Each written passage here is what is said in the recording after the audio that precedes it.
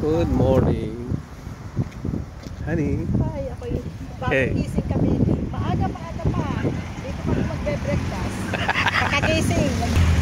Ayan, dito tayo magbe-breakfast. Kami.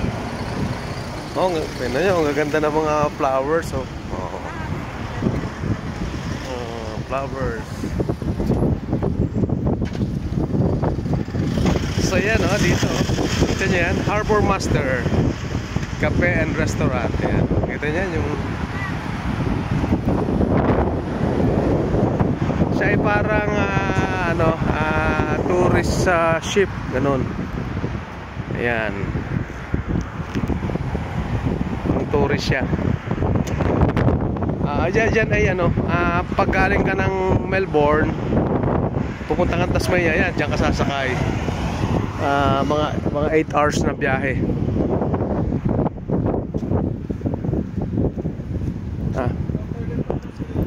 Ha? Si? Oo, tayo natin.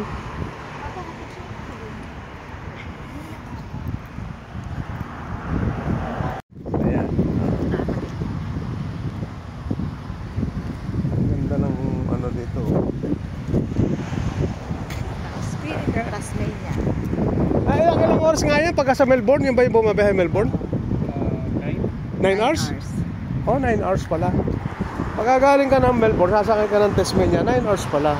So malayo rin. So kahapon, instead of by ganyang boat, we prefer na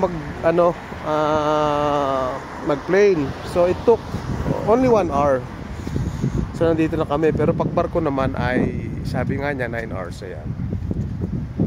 So yan, ang laki daw niya. Parang sa cruise ship. Yan.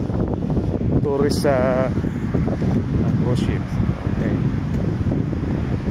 Ang lamig pa rin, oh. Kita nyo naman. Ang lamig, oh. Bagong gising lang kami dito, kami mag-breakfast with Dre.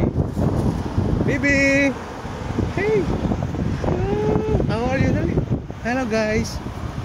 Oh, galing talaga. Oh, ang galing naman ang baby talaga.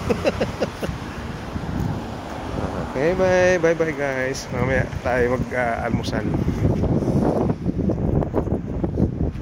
Yan, tayo.